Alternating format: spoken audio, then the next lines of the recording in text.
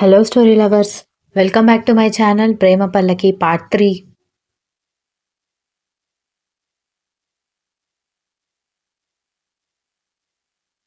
India సాయం సంధ్యావేళ dinner prepare చేయడానికి ఇంకా టైం ఉండడంతో ఇంట్లో కూర్చుని బోర్ కొడుతుంటే ఇద్దరు గుడికి వెళ్దామని ఫిక్స్ అయ్యారు మహి మైథిలి.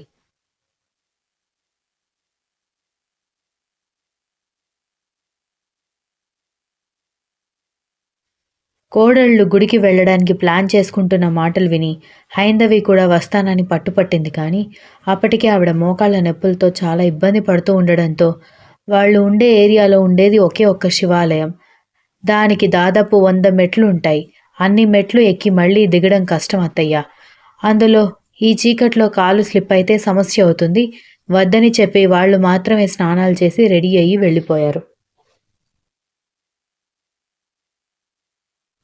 కోడళ్ళు తనని అంత జాగ్రత్తగా చూసుకుంటున్నందుకు అత్తగా ఆవిడ మనసు ఉప్పొంగిపోయినా కూడా వెధవ వయసు వల్ల భగవంతుణ్ణి మనస్ఫూర్తిగా దర్శించుకునే స్థితి కూడా లేదని తిట్టుకుంది. గుడికి వెళ్ళడంతో అది పండుగ సీజన్ కాకపోయినా కూడా సాయంత్రం వేళ కావడం, ఆ ఏరియాలో ఉన్న ఒకే ఒక్క ఆలయం కావడంతో దీపాలు పెట్టి గుడంతా కళకళలాడడమే కాకుండా వాళ్ళలాగా భర్తలు బిజినెస్ చేస్తూ ఇంటి నిండా పని వాళ్ళు ఉండడంతో ఇంట్లో పనులు లేక కాలక్షేపం చేయడానికి వచ్చే మిగిలిన బిజినెస్ మ్యాన్స్ భార్యలు కూడా కనిపించడంతో మెట్ల దగ్గర నుంచి గర్భగుడి వరకు పలకరింపులే సరిపోయాయి అక్క చెల్లెళ్ళిద్దరికీ.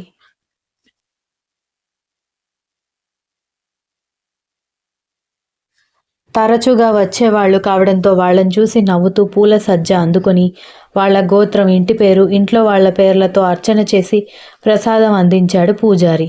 ఆ ప్రసాదం తీసుకుని సాయంత్రం గాలులతో 100 మెట్ల ఎత్తులో ఉన్న గుడి ఎత్తైన కొండ మీద ఉన్న భావాన్ని అందిస్తూ ఉండడమే కాకుండా అంతా దీపాలతో కళకళలాడుతూ మరీ ఎక్కువ మంది కాకుండా మరీ తక్కువ మంది కాకుండా ఉన్న భక్తులతో ఆహ్లాదాన్ని కలిగిస్తూ అసలు ఇంటికి వెళ్లకుండా అక్కడే ఉంటే బావుండు అన్న ఆలోచన కలిగించింది.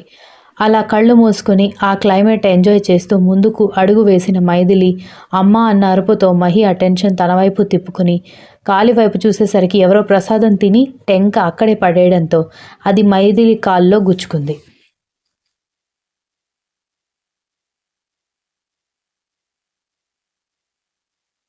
అయ్యయ్యో మైదు, చూసుకోవచ్చు కదా అంటూ కాలు పట్టుకుంది. గుడిలో ఉన్న ప్రశాంతత వల్ల కళ్ళు మూసుకుని అడుగు వేశానక్క. కొబ్బరి టెంక గుచ్చుకుంటుందని అనుకోలేదు అంది మైథిలి బాధగా. గుడికొచ్చినప్పుడు చెప్పులు లేకుండా నడవడం తప్పితే కాలు కూడా కందనివ్వకుండా కోడలుగా ఉన్న మైథిలి కాలు అతి సున్నితం కావడంతో కాలు నొప్పి ఎక్కువయ్యేసరికి అసలు 100 మెట్లు ఇప్పుడు మైథిలి దిగొచ్చేలా మహికి అస్సలు అనిపించలేదు.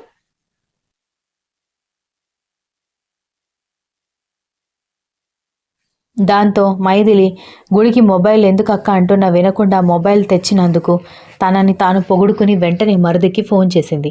అప్పుడే ఆఫీస్ నుంచి ఇంటికి బయలుదేరిన వీర్ తన మొబైల్ రింగ్ అవ్వడంతో చూసి అన్నయ్య వదిన ఫోన్ చేస్తుంది, నీ మొబైల్ కలవలేదేమో చూడు అంటూ మొబైల్ అన్నకిచ్చాడు వీర్.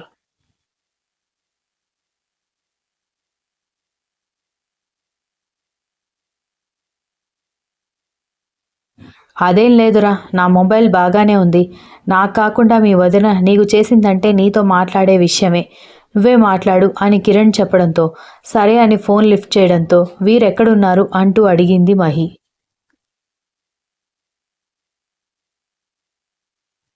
ఆఫీస్ నుంచి ఇంటికి బయలుదేరి ఒక 20 మినిట్స్ అయింది వదిన. అదే మన ఏరియా శివాలయానికి 10 మినిట్స్ డిస్టెన్స్లో ఉన్నాం అన్నాడు. థ్యాంక్ గాడ్ అని మహి మాటలకి ఏమైంది వదిన అన్నాడు. దాంతో మహి కంగారుగా విషయం అంతా చెప్పడంతో దానికి అసలు బుద్ధి లేదు వదిన. వేళపాళ లేకుండా గుడికి వెళ్దాం అనగానే నువ్వు కూడా దాంతో కలిసి వెళ్ళడం ఏంటి? భక్తి ఉండడం తప్పేం కాదు, కానీ సమయం సందర్భం ఉండాలి కదా.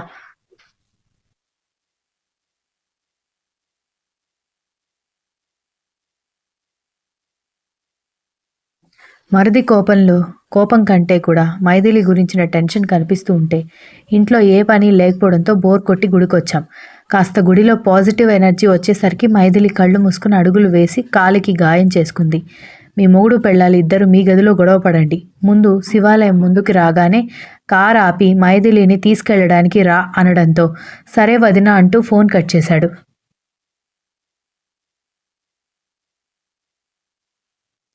ఇప్పుడు ఆయనకెందుకు ఫోన్ చేశావక్క? మామూలు టైంలో ఎంత పిచ్చి ప్రేమ చూపిస్తాడో. నాకేమైనా అయిందంటే అంతే కోపం చూపిస్తాడు తిడుతూ అంది. ఆ మాత్రం తిట్టకపోతే నువ్వు మాట వినవు కదా చెల్లెలా అంటూ మహి నవ్వుతూ ఉండగానే వీర్ కంగారుగా గుడి మెట్లెక్కి పరిగెత్తుతూ రావడంతో చూడు మనకి 100 మెట్లు ఎక్కడానికి అరగంట పడితే 10 నిమిషాల్లో మీ ఆయన పరుగులు పెట్టుకుంటూ వచ్చాడు అంది.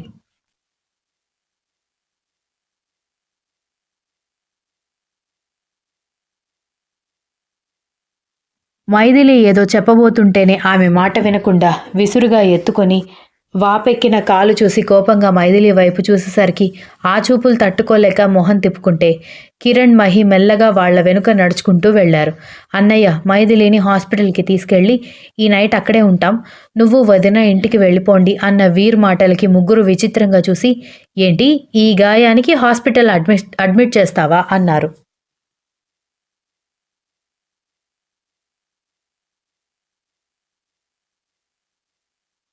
ముగ్గురు వైపు.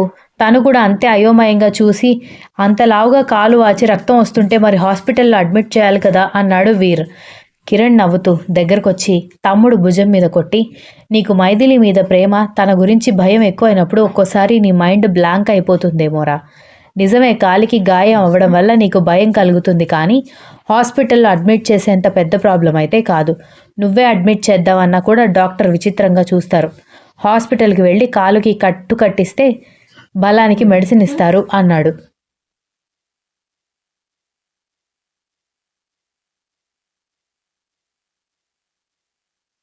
అన్నయ్య మాటలకి అప్పటి వరకు కంగారు పడిన వాడు కాస్త కూల్ అయిపోయి మైథిలి వైపు ఒకసారి చూసి కార్ దగ్గరికి వెళ్లి నిలబడగానే కిరణ్ వెళ్లి డోర్ ఓపెన్ చేయడంతో మైథిలిని ఒళ్ళో కూర్చోబెట్టుకుని లోపల కూర్చుంటే మైథిలి వాళ్ళు వచ్చిన కార్ డ్రైవర్‌ని కార్ తీసుకుని ఇంటికి వెళ్ళిపోమని చెప్పి భర్త డ్రైవ్ చేస్తుంటే పక్కన కూర్చుంది మహి.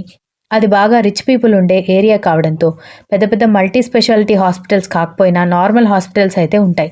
దాంతో శివాలయం వీధి దాటిన తర్వాత వాళ్ళ ఇంటికి మలుపు తిరిగే దగ్గర ఒక 3 అంతస్తుల హాస్పిటల్ ఉండడంతో అందులోకి తీసుకెళ్లారు.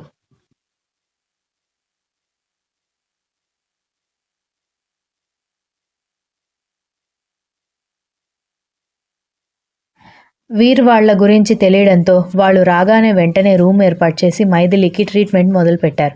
డాక్టర్ బాగా చెక్ చేసి కొబ్బరి టెంక వల్ల చిన్న గాయమైంది తప్ప కాలికి మరే గాయం లేకపోగా బాగా పాలు, పండ్లు, పెరుగు, నాన్ వెజ్ తిని బ్రతికిన శరీరం కావడంతో కాలు వాపు చూసి వీర్ కాస్త భయపడ్డాడంతే.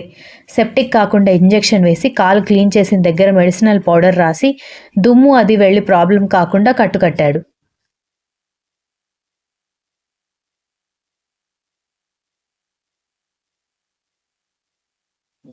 మైథిలి బయటికి నడవబోతుంటే డోర్ దగ్గరే ఉండి ఒక్క ఉదుటన లోపలికెళ్ళి ఆమెని ఎత్తుకొని డాక్టర్స్ చూస్తున్నారని మైథిలి సిగ్గుపడుతుంటే ఏమాత్రం పట్టించుకోకుండా బిల్ సెటిల్ చేసి రారా అని చెప్పి వెళ్ళి కారులో కూర్చుంటే కిరణ్ బిల్ సెటిల్ చేసి మైథిలికి కావాల్సిన మెడిసిన్ తీసుకొని మహీతో కలిసి వచ్చి కారులో కూర్చున్నాడు. ఇంటికి దగ్గరలోనే ఉన్న హాస్పిటల్ కావడంతో 10 నిమిషాల్లో ఇల్లు చేరుకుని కార్ పార్క్ చేసి మైథిలిని ఎత్తుకుని వీరు లోపలికి వెళ్తే వెనుక కిరణ్ వాళ్ళు వెళ్లారు.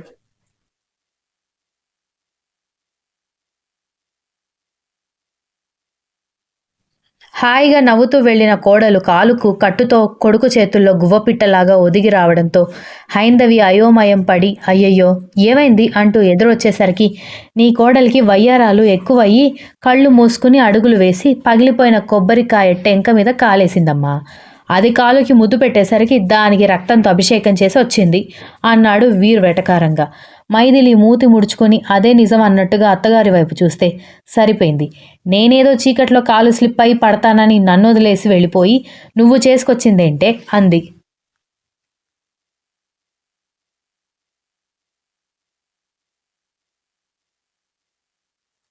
ఇప్పటి వరకు మీ అబ్బాయి గోల సరిపోయింది.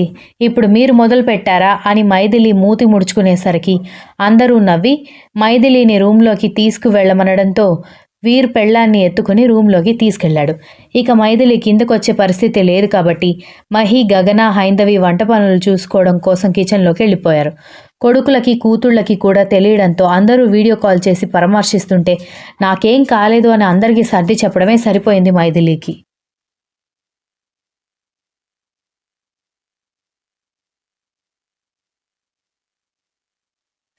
వీరు ఫ్రెష్ అప్ అయి వచ్చేసరికి వాళ్ళకి సమాధానాలు చెప్పలేక అలసిపోయి మొహం మార్చుకున్న మైథిలిని చూసి నవ్వుతూ మీ మమ్మీకి బాగా వయ్యారాలు ఎక్కువయ్యాయి, ఏం చేస్తానులే అన్నాడు వీర్. వంశీ వాళ్ళందరూ నవ్వి ఓకే డాడీ గుడ్ నైట్ అని చెప్పి వీడియో కాల్ కట్ చేయడంతో మాడిపోయిన మైథిలి మొహాన్ని తన వైపు తిప్పుకొని ఏంటి మేడం గారి మొహం ముడుచుకుపోయింది అన్నాడు ముద్దు ముద్దుగా.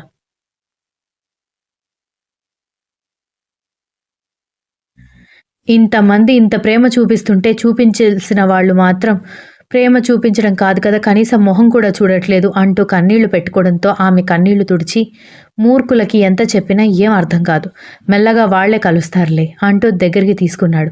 అప్పుడే స్నానం చేసి రావడంతో నలుగురు పిల్లలు ఉన్నారా అని ఆశ్చర్యం కలిగించేలా అందంగా ఉండి గోల్డ్ చైన్ వేలాడుతూ పెద్దగా అయిన పిల్లలున్నా కూడా అందంగా ఉన్న భర్త గుండె మీద ముద్దు పెట్టి హత్తుకుని కళ్ళు మూసుకుంది.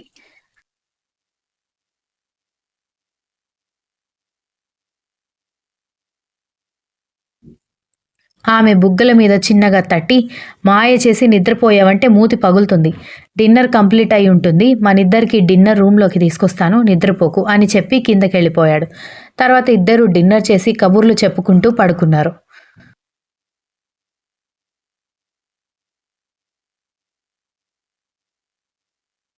చూస్తూ ఉండగానే అందరి చదువులు అయిపోగా ఆదిత్య బ్రెయిన్ వాష్ చేయడంతో వంశీ సత్యకి దూరంగానే ఉన్నాడు.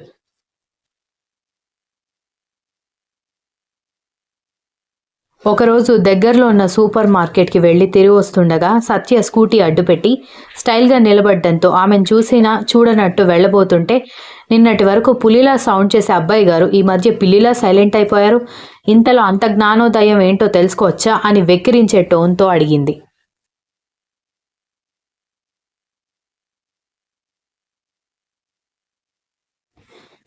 నేను అప్పుడే చెప్పాను అన్నగాడికి, మనం అనుకునే ఇన్నోసెంట్ బ్యాచ్ కాదురా వాళ్ళు, పోయే వాళ్ళని కూడా గెలుక్కొని మరి తగిలించుకుంటారు అంటే వాడెక్కడ వింటాడు అని చేతిలో ఉన్న గ్రోసరీస్ బ్యాగ్ సత్య స్కూటీకి తగిలించి ఆమె నిలబడిన సీటుకి అవతల యువతల చేయి పెట్టి ఆమెకి దగ్గరగా వెళ్లడంతో సత్య గతుక్కుమని గుడ్లు పెద్దవి చేసి వెనక్కి వంగేసరికి దగ్గరికి వస్తేనే చెమటలు పట్టి చచ్చేలా ఉన్నావు, నీకెందుకే నాతో, చిన్న చిన్న కుక్క పిల్లలని అడ్డు పెట్టుకొని గెలిచేవాడు గెలుపు కాదు, కొలెస్ట్రాల్ ఉన్న నీ అన్నగాడికి కాంపిటీషన్ ఇచ్చి నువ్వు సూపర్ అనిపించుకుంటావురా అన్న మా అన్న మాటలకి రెస్పెక్ట్ ఇచ్చి సైలెంట్గా ఉన్నాను, కానీ నిన్ను చూసి ఎవడు భయపడి చచ్చిపోవట్లేదు అంటూ ఆమెకి సమాధానం చెప్పి గ్రాసరీస్ బ్యాగ్ తీసుకుని వెళ్ళిపోవడంతో ఒక క్షణం హార్ట్ స్కిప్ అయిపోయింది కదా, వీడితో మనకెందుకు అనుకుని స్కూటీ స్టార్ట్ చేసుకుని తన ఇంటికి వెళ్ళిపోయింది.